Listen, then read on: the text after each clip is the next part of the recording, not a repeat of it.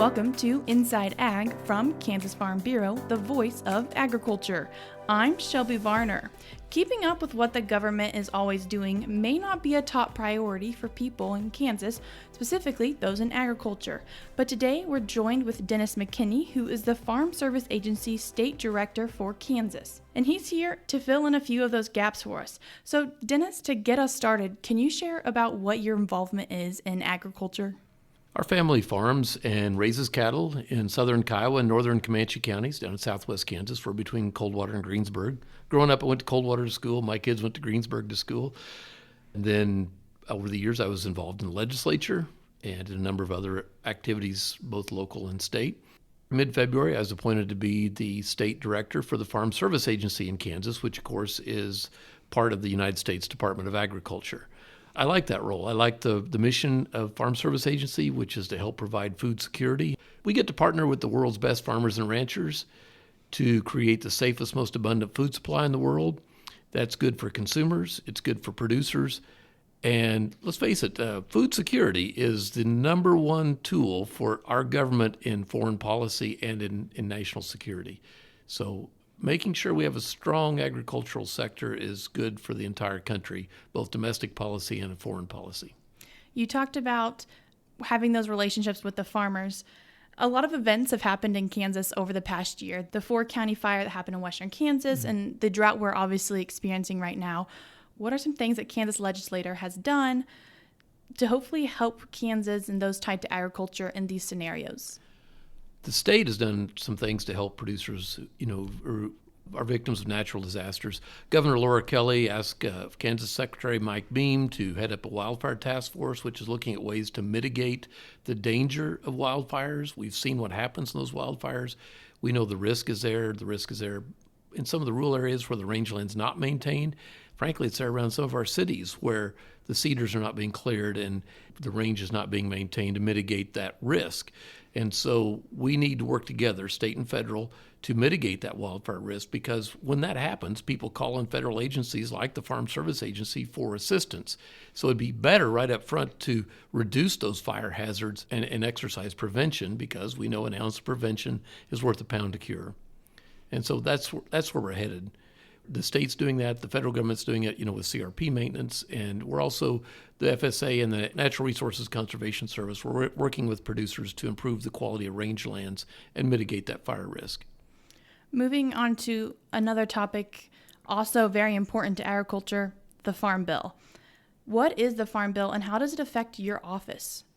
The Farm Bill, of course, sets out the terms by which we operate in the Farm Service Agency, the programs that we have to help producers, the programs that we have to mitigate risk. Let's face it, in a capitalist economy, we do not want to remove all risk. The risk is a part of what makes capitalist markets work. We don't want to remove all of it. But in agriculture, we're subject to both price risk and weather risk. And we seek to mitigate that risk to keep a solid base of farmers and ranchers in place, producing a safe and abundant food supply. As I said, food security is critical for our nation's stability and security, national security and foreign policy. So that's what we try to do, is partner with farmers and ranchers to conserve our resources and produce a safe and abundant food supply.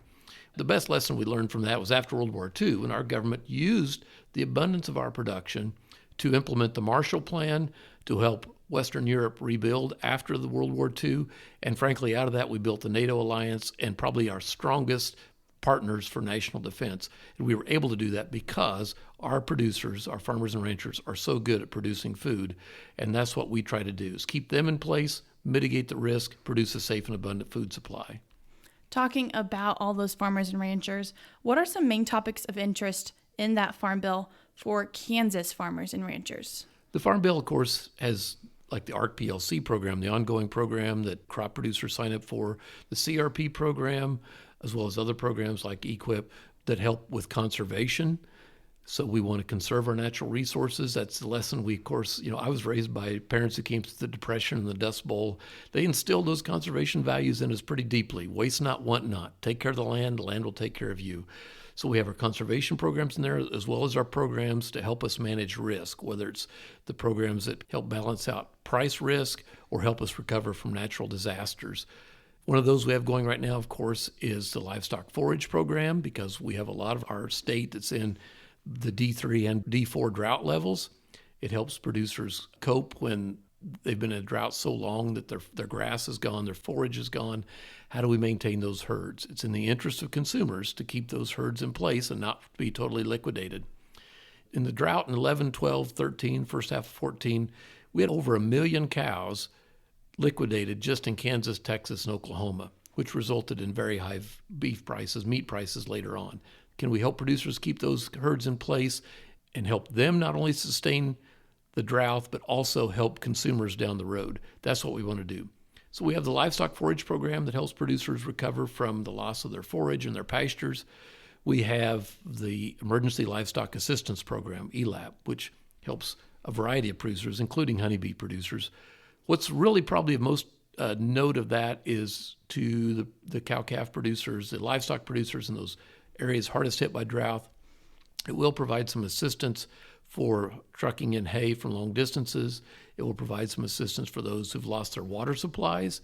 I mean, even in southeast Kansas, where you might normally have 40, 45 inches of rain a year, the ponds are dry. So they have to truck in, haul the water supplies. Can we help them manage that? That's kind of what ELAP is aimed to do. And then also we've tried to maximize the amount under the rules that we operate under, maximize the amount of CRP grass that's available for grazing and haying, and make that forage supply available to those producers so they can maintain those cow herds and those livestock herds, whether it's sheep, goats, whatever they're producing, keep those in place across the state. That's why we have reserve. That's why we call it the Conservation Reserve Program. We want that in reserve for years like this. So now we have years like this. This is when we should utilize it. Jumping to talking about the Emergency Livestock Assistance Program, which you mentioned, how are producers able to utilize that program? The Emergency Livestock Assistance Program, ELAP, it's important for producers to call their county office because you're supposed to get signed up for it within 30 days of when you notice the problem starts. So if you started hauling water because your wells were going dry, your ponds were dry, we're hearing quite a bit of this across the state, get signed up within 30 days of when you start hauling the water. If you had to start trucking in feed, get signed up within 30 days of when you had to start trucking in feed. It's important because those are the deadlines, so I really want those producers to call their county FSA service center and get signed up as soon as possible for that assistance. There's restrictions on it. They'll calculate the total payment that gets reduced by about 45 to 47%, and then that's your payment.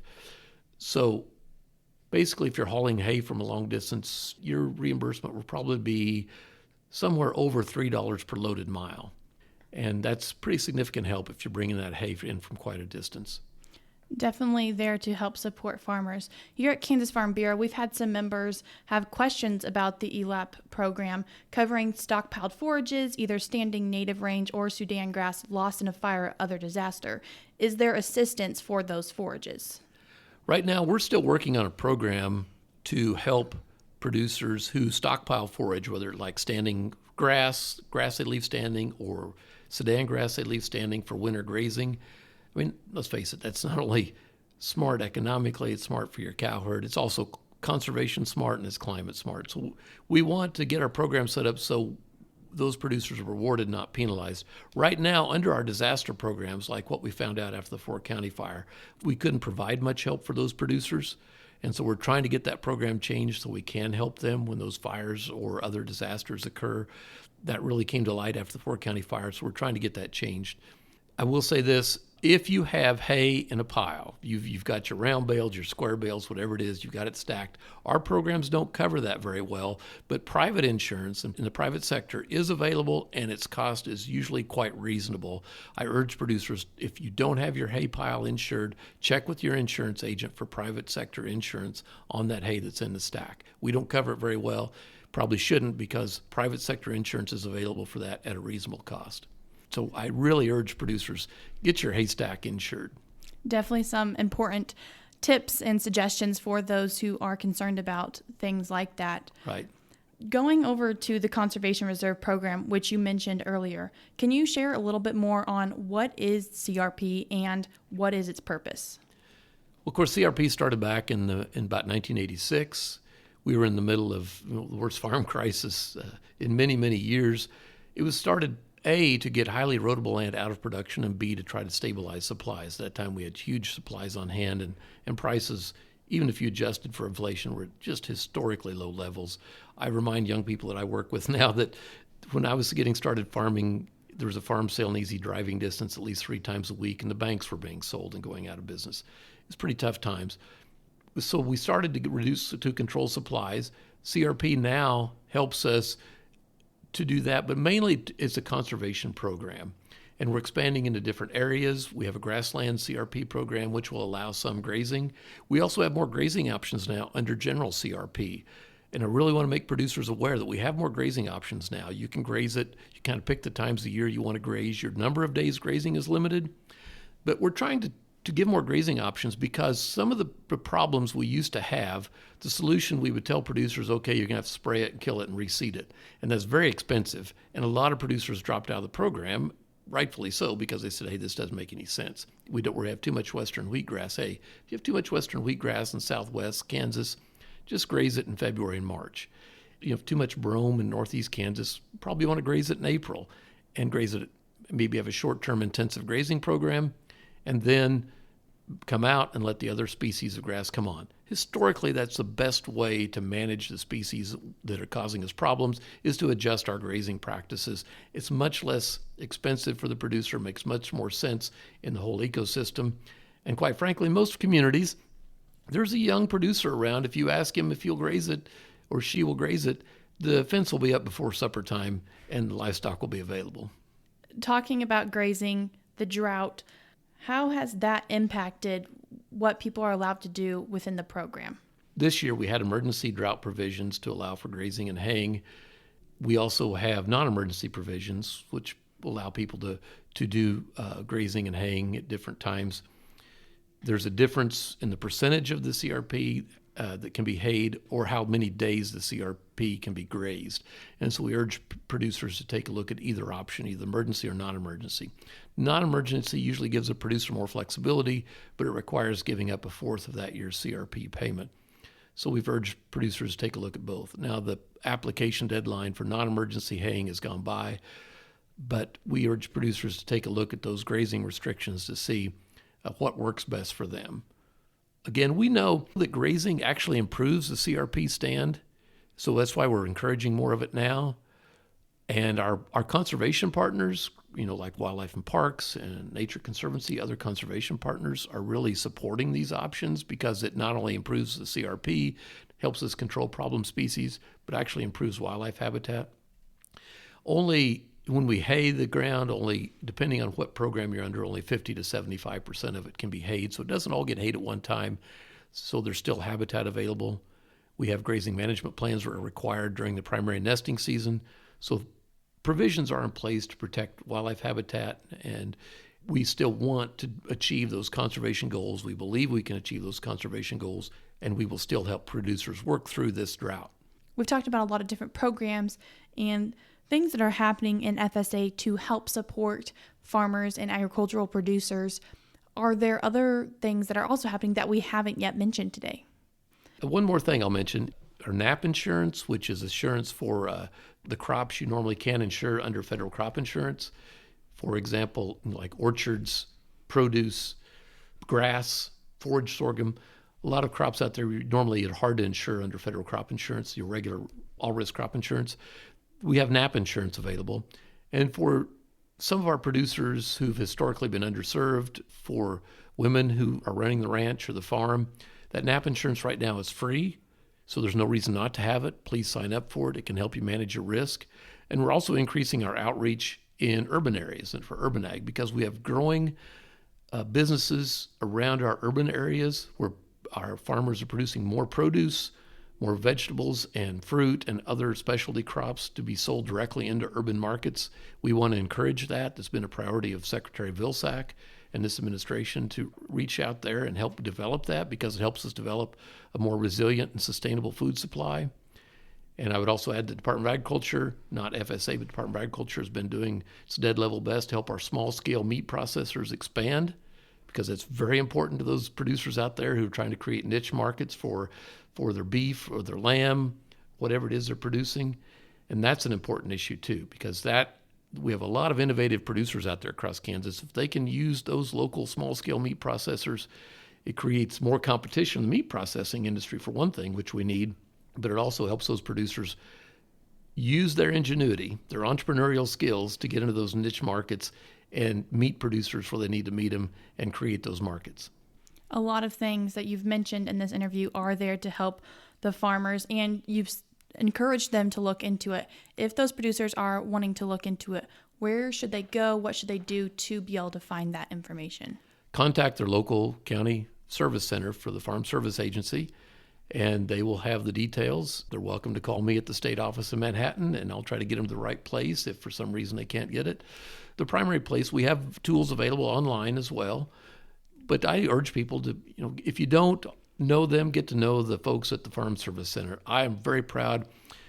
Farm Service Agency employees that I know, that I've met as I've crisscrossed across the state, have a real heart for public service, and they want to help you. So get to know them, and they'll help you learn the program and get signed up for what you need to be signed up for.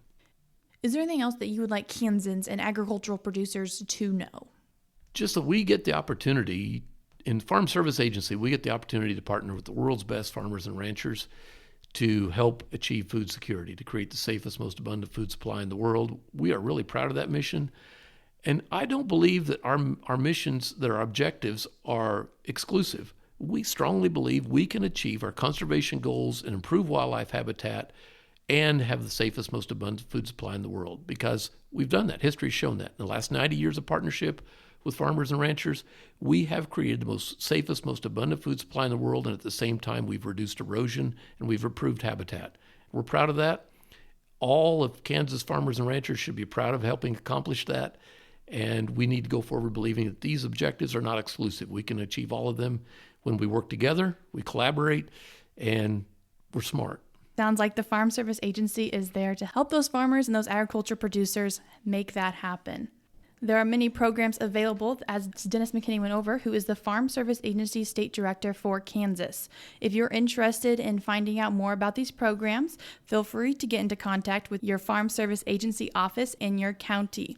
Thank you, Dennis, for taking the time to come in and talk about kind of what the government is doing for farmers. Well, thanks to Farm Bureau for having me come in. I appreciate the opportunity. That was Farm Service Agency State Director for Kansas, Dennis McKinney, who is also a Farm Bureau member in Kansas in Comanche County. If you are interested in learning more about these multiple programs or different things that FSA is doing, go ahead and search for your county FSA office. And as Dennis mentioned, I'm sure they're more than happy to help you figure out things that you can do to help benefit your operation. I'm Shelby Varner, and this has been Inside Ag from Kansas Farm Bureau, the voice of agriculture.